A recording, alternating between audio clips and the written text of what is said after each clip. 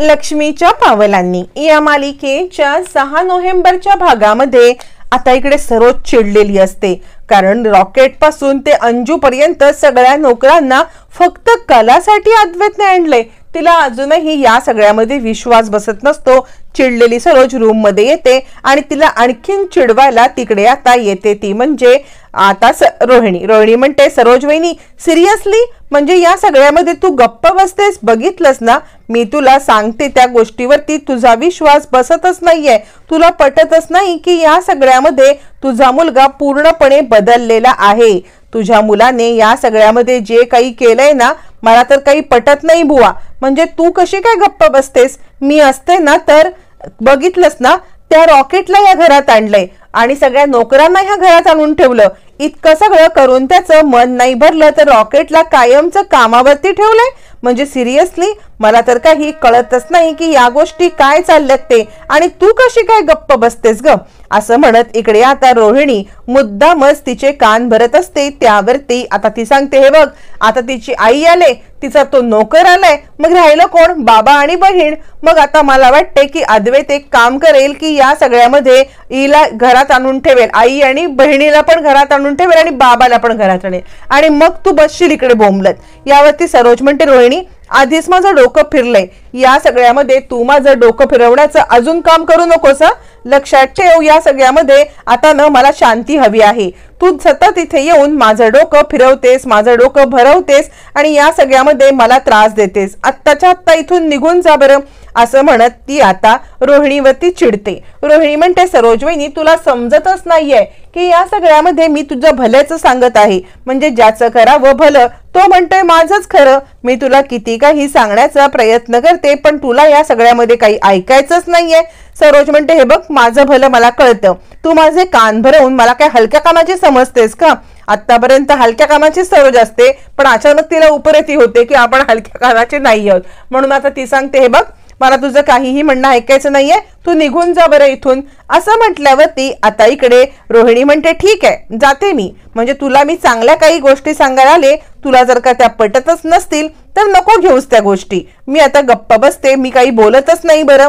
असं म्हणत ती आता तिकडून निघून जाते। पण तरीही सरोजच्या मनामध्ये ती खंत असतेच की या सगळ्यामध्ये अद्वैत आपल्यासोबत असं कसं वागला, अद्वैतने कसं काय या सगळ्यांना कलासाठी आणलं, तिच्या मनात राग आणि हे असतोच।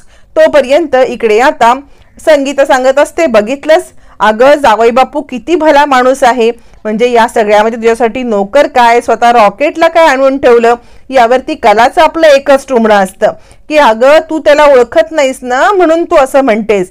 यावरती संगीता म्हणते, अगं तुला मी चांगली ओळखते ना, तू किती त्यांना त्रास देतेस ते। यावरती कला सांगते, अगं तू माझी आई आहेस ना, सारखी आपली त्याची बाजू काय घेत असतेस। यावरती मग मात्र आता इकडे संगीता म्हणते, असं काय करतेस? अगं लाखात एक माणूस आहे तो। कला म्हणते, हो लाखातच एक माणूस आहे। तितक्यात तिकडे रॉकेट येतो। रॉकेट आता सगळं सामान घेऊन येतो आणि तो म्हणतो, कलाताई हे घे, मी सगळं सामान आणलंय, ही सामानाची यादी आणि हे उरलेले पैसे। कला सांगते, रॉकेट खरं सांगू का, तर तू इकडे आलायस ना, मला तुझी इतकी मदत होते म्हणून सांगू ना, तू इकडे आलायस तर माझं बहुतेक कामाचा भारच हलका झालाय। म्हणजे खरंच तू आल्यामुळे मला आता इतकी शांती वाटते, माझं डिझाईनचं काम किंवा नॉर्मल सगळे कामं मी नीट करू शकेन, बाजारातनं आणणं, इथे काय हवं नको हे सगळं तू छान बघतोस। यावरती संगीता म्हणते, पण काय रे रॉकेट, म्हणजे तुला इकडे नोकरी कशी काय दिली? अद्वैत दाजींनी तुला इकडे नोकरी कशी दिली?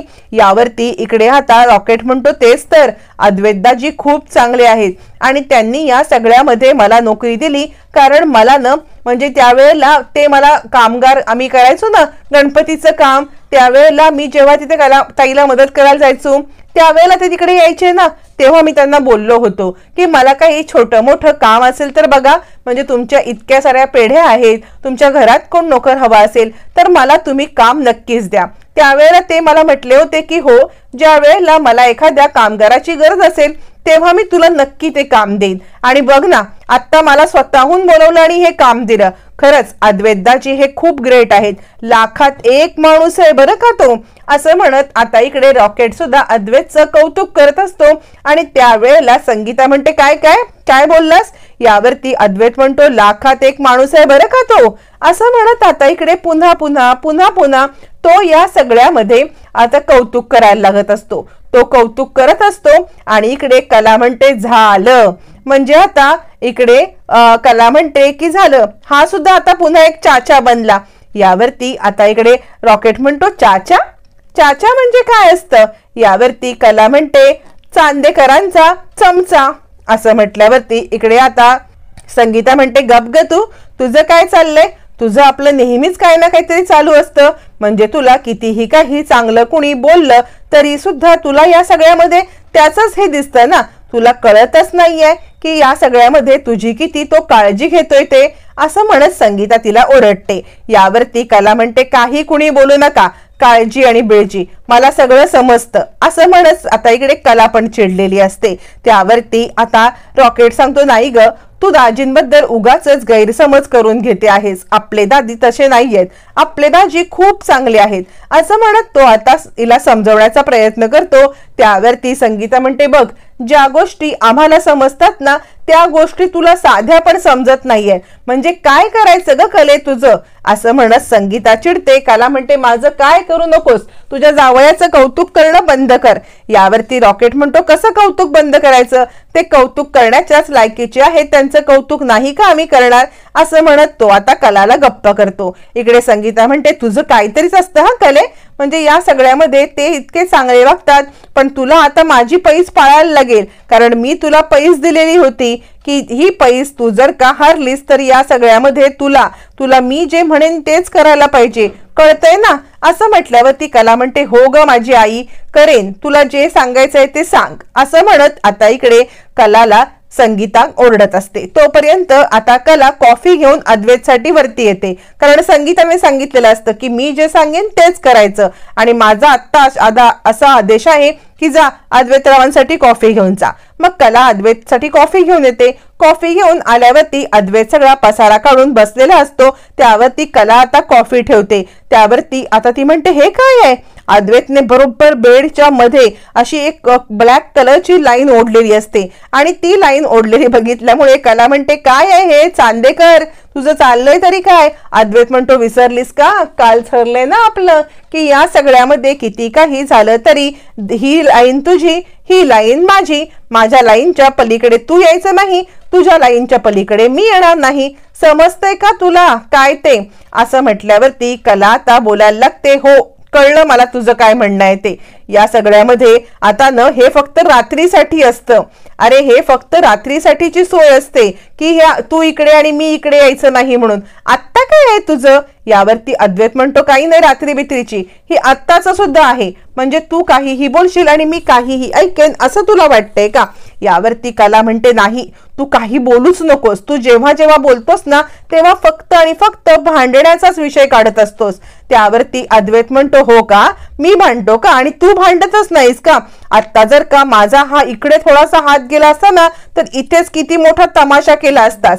असं म्हणत तो आता इकडे बडबडायला लागतो कलाला. पुन्हा दोघांची भांडणं व्हायला लागतात. आता तोपर्यंत संगीता आपल्या रूम मध्ये येते.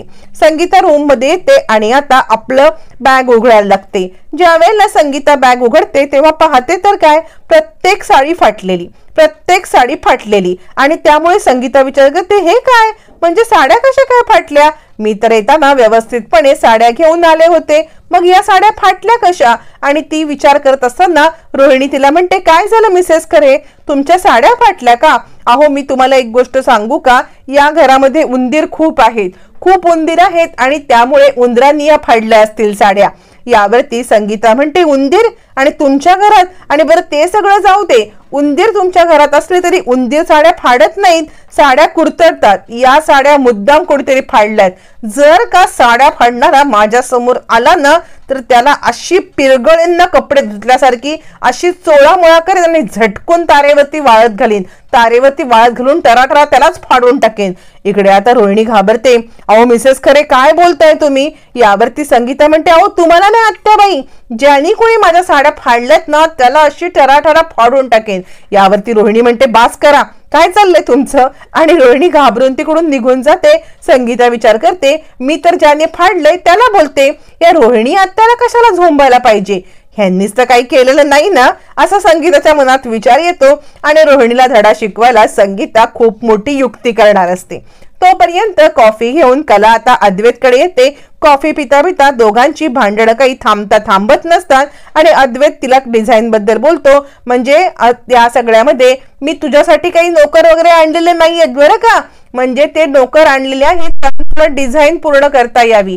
डिझाईन पूर्ण करता यावी यासाठी मी तुला नोकर आणलेले आहेत. तुझं कोणतीही मला काळजी वगैरे काही वाटत नाहीये. यावरती कला म्हणते, मला माहितीच आहे ना तू किती स्वार्थी आहेस ते. तुला स्वार्थीपणा पुढे दुसऱ्या पुढे काही दिसतच नाही. तुझ्यासाठी तू नोकर आणले असशील, कारण माझा विचार करण्यात का मोठेपणा तुझ्या अंगात नाहीच आहे.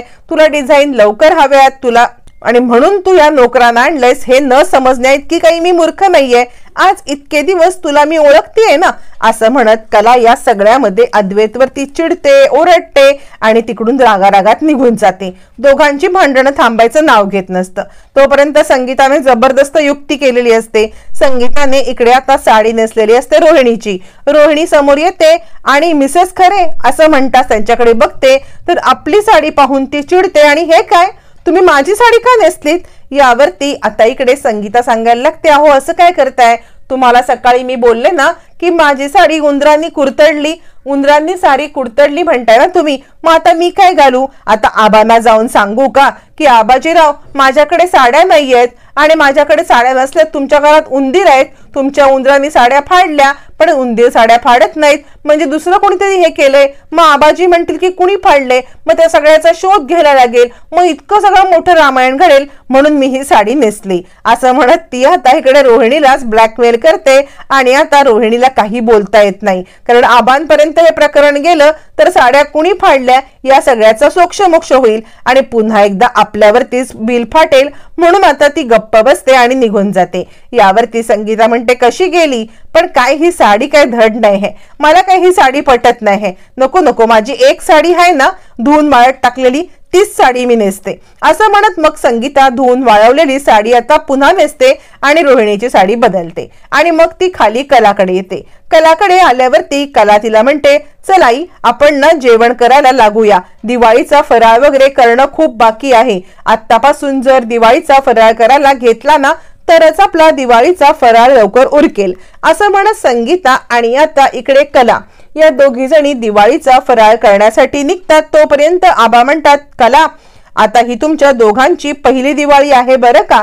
या दिवाळीला आता सागर संगीतपणे दिवाळी साजरी करायची, म्हणजे तू तुझ्या नवऱ्याला या सगळ्यामध्ये दिवाळीला अभ्यंग स्नान करायचं, दिवाळीचं या सगळ्यामध्ये उठणं लावायचं. नवऱ्याला उठणं लावून आता इकडे अभ्यंग स्नान घालून या सगळ्यामध्ये आता त्याला छानपैकी मॉलिश करायची. आणि त्यानंतर नवऱ्याकडून लक्ष्मी पूजनाच्या दिवशी छानपैकी घसघशीत गिफ्ट घ्यायचं बरं का. गिफ्ट घ्यायला विसरायचं नाही. ज्याप्रमाणे नवऱ्याला तेल अभ्यंग स्नान घालायचं तसं गिफ्ट पण घसघशीत घ्यायचं बरं का. आणि सकाळी मुळात लवकर उठायचंय. लवकर उठून दिव्यांची रास करायची, दिव्यांची आरास करायची, पणत्या लावायच्या, लाइटिंग करायची, अंघोळ करून लवकरात लवकर सगळं उरकायचं. म्हणजे कला आणि अद्वैत तुम्हाला काही सांगायला नकोय की या सगळ्यामध्ये लवकर उठून हे करायला लागतं. तुम्ही दोघ जण सुज्ञ आहात, तुम्ही लवकर उठून हे नक्कीच कराल. पण नैना आणि राहुल तुम्ही दोघांनी पण लक्षात ठेवा बरं का. यावरती नैना ही गोष्ट ऐकत नाही. हा पण गिफ्ट घ्यायचंय घसघशीत ही गोष्ट ऐकते. आणि नैना सांगते, आबा अहो घसघशीत गिफ्ट म्हणजे काय? यावरती आबा म्हणतात घसघशीत गिफ्ट म्हणजे तुमच्या नवऱ्याला परवडेल त्याच्यासारखं चांगलंसं गिफ्ट घ्यायचं, त्यापेक्षा दुसरं काय असतं असं म्हणत आबा आता नैनाला समजवत असतात. या सगळ्यामध्ये नैना आता म्हणते आबा मला सुद्धा घसघशीत गिफ्ट राहुल कडून पाहिजे. आबा म्हणतात घे की, तुझा नवरा तुला जे काही गिफ्ट देईल ते तुझ्या नवऱ्याकडून तू घे असं म्हणत आबा आता इकडे राहुलला म्हणतात तुझ्या बायकोला जे गिफ्ट हवे ते द्यायची जबाबदारी तुझी आहे बरं का, असं आबा या सगळ्यामध्ये आता हे सांगत असतात. नैना मात्र फक्त गिफ्ट घेण्याच्याच गोष्टी करत असते, बाकी काही गोष्टी तिला माहिती नसतात. तोपर्यंत अद्वैत आता येतो आणि काय ग खरे ऐकलंस ना काय बोलले आबा ते, यावरती कला सांगते हो काय बोलले आबा ते मी ऐकलंय गिफ्टचं ना, मी सांगेन मला काय गिफ्ट हवे ते. अद्वैत म्हणतो नाही गिफ्ट बद्दल बोलतच नाहीये मी, आबा काय बोलले दुसरी गोष्ट की नवऱ्याला मॉलिश करायची, तेल लावायचं, त्याला स्नान घालायचं अभ्यंग, त्याबद्दल बोलतोय मी. कला म्हणते हो करेन. यावरती अद्वैत म्हणतो असं काय करतेस, आरडाओरडा काय करतेस, आता सुद्धा माझे पाय दुखतायत ना खूप म्हणून मी तुला सांगायला आलो असं म्हटल्यावरती कला म्हणते जा तू निघ जा. यावरती संगीता म्हणते बरोबर बोललात तुम्ही अद्वैतराव. कले काय बोलतेस तू त्यांना, असं काही बोलून चालणार नाहीये, तुला त्यांच्या पायाला तेल लावून द्यायला पाहिजे. या सगळ्यामध्ये पायाला तेल लाव, त्यांची चांगली मॉलिश कर आणि त्यांचे गुडघे सुद्धा चेपून दे. अद्वैतराव तुम्ही जा, मी हिच्यासोबत गरम गरम तेल पाठवते असं म्हणत संगीता आता कलाला चांगलीच हे करते आणि अद्वैत म्हणतो ठीक आहे माझे गुडघे खूप दुखतायत पण राहू दे मी पेन किलर घेतो, नको तुमच्या मुलीला उगाच त्रास. संगीता म्हणते त्रास कसला, हे बायकोचं कर्तव्य असतं आणि ते कर्तव्य कलानी करायलाच पाहिजे, मला हे चालणार नाही. बायकोचं कर्तव्य कलानी नाही केलेलं, त्यामुळे तुम्ही काळजी करू नका, तुम्ही वरती जा, तुम्ही आराम करा, मी गरम गरम तेल करून कलाला पाठवते तिकडे असं म्हणत संगीता अद्वैतला सांगते वरती जायला आणि कलाला सांगते की तू त्याच्या गुडघ्याला काहीही करून तेल लाव जा असं म्हणत अद्वैत वरती जातो. इकडे कला चिडते, हातामध्ये चाकू असतो, तो चाकू अद्वैतकडे दाखवते आणि काय करू ह्याला खाऊ की गिळू असं तिला झालेलं असतं. त्यामुळे आता मात्र ती खूप चिडलेली असते. तोपर्यंत इकडे आता लगेच संगीता तेल गरम करायला लागते. संगीता ज्या वेळेला तेल गरम करत असते आणि ती सांगते हे घे कले तू तेल घेऊन वरती जा. कला म्हणते हे बघ आई मी तुला सांगते की आतापर्यंत मी तुझं खूप ऐकलेलं आहे पण आता नाही. यावरती संगीता म्हणते तू माझं ऐकणार नाहीस. कला म्हणते नाही. संगीता म्हणते आपली पैज लागली होती, या पैजेमध्ये मी पैज जिंकले होते, विसरलीस का तू, हे बघ हे गरम तेल, आता जे मी सांगेन तेच तू करायचं आहेस आणि चल निघ आत्ताच्या आत्ता इथून असं म्हणत ती तेल गरम करून तिच्या हातात देते आणि जा आत्ताच्या आत्ता तू अद्वैतरावांना तेल लाव जा असं सांगते. त्यावरती कला चिडते आई काय चाललंय तुझं, का तू माझ्या मागे लागलेली आहेस. संगीता म्हणते ते काय मला माहित नाही, तू जा म्हणजे जा असं म्हणत ती आता तेल घेऊन तिला जायला सांगते. मग रडत खडत चिडत कला तेल घेऊन जाते. संगीता विचार करते बघू दे या दोघांचं काय बोलणं चाललंय म्हणून त्या दोघांचं बोलणं चोरून ऐकण्यासाठी संगीता त्यांच्या पाठोपाठ जाते. कला येते आणि अद्वैत म्हणतो ऐ ग पाय खूप दुखतायत, घे खरे छानपैकी मॉलिश कर बरं का. कला म्हणते तुला हे मजा वाटते ना करायला, म्हणजे माझी आई माझी बाजू न घेता तुझी बाजू घेते, तुला या सगळ्यामध्ये पॅम्पर करते, हे सगळं तुला आवडते ना असं म्हणत कला चिडते, त्याच्यावरती ओरडते. यावरती अद्वैत म्हणतो हे बघ तुला जे काही सांगितलंय ना ते निमूटपणे कर बरं का, मला या सगळ्यामध्ये तुझ्याशी काही वाद नाही घालायचा आहे, बास कर पटकन हे सगळं करून टाक असं म्हणत तो आता कलावरती चिडतो. कला म्हणते हे बघ जर जास्त नाटक केलंच ना तर. अद्वैत म्हणतो ठीक आहे तू कर काय करायचं ते, मी आत्ताच्या आत्ता मिसेस खरेंना बोलवतो आणि त्यांना सांगतो तुमची ही मुलगी मला अशी त्रास देते आहे. कला म्हणते तू काय मला ब्लॅकमेल करतोस का. अद्वैत म्हणतो ब्लॅकमेल कशाला करू मी तुला फक्त सांगतोय असं म्हणत अद्वैत आता इकडे कलाला सांगत असतो. कला त्याची मॉलिश करते, मॉलिश करता करता मुद्दाम कला त्याच्या पायाला चिमटा काय काढते, मुद्दाम त्याला त्रास काय देते. त्यावरती आता इकडे अद्वैत म्हणतो थांब मी मिसेस खरेंना बोलवतो आणि त्यांना सांगतो की तू काय करतेस ते माझ्यासोबत असं म्हटल्यावरती संगीता आडून आडून सगळ्या यांच्या गप्पा टप्पा ऐकत असते, त्यांचं बोलणं ऐकत असते आणि संगीता विचार करते छान चाललंय दोघांचं. तोपर्यंत अद्वैत छानपैकी मॉलिश करून घेत असतो. कला मॉलिश करता करता मध्ये चिमटे काढत असते. अद्वैत रिलॅक्स होत असतो आणि तिच्यावरती उगाच आवाज वाढवत असतो.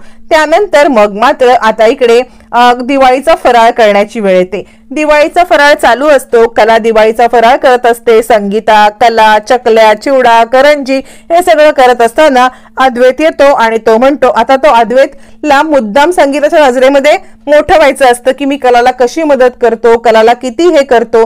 तो म्हणतो मी पण मदत करणार, यावरती मी चकल्या पाडणार असं म्हणत चकलीचा साचा घेऊन तो चकल्या पाडायला लागतो। पण चकल्या पाडता पाडता त्याला आता कळत नसतं की साचा गोल फिरवायचा की आपण गोल फिरायचं की काय करायचं। तो हातामध्ये साचा घेतो आणि गोल गोल स्वतःच फिरायला लागतो। त्यावरती कला म्हणते, स्वतः फिरून गोल कधी चकल्या होत नाही, तो साचा फिरवायला लागतो। संगीता म्हणते, नुसते इथे बसून उपदेश कसले देतेस ग, जा उठ काम कर, जा तू जावई बापूंना मदत कर या सगळ्यामध्ये असं म्हणत संगीता कलाला ओरडते आणि तिला मदत करायला पाठवते। मग कला आणि अद्वैत दोघ जण मिळून छानपैकी चकली आता करायला लागतात।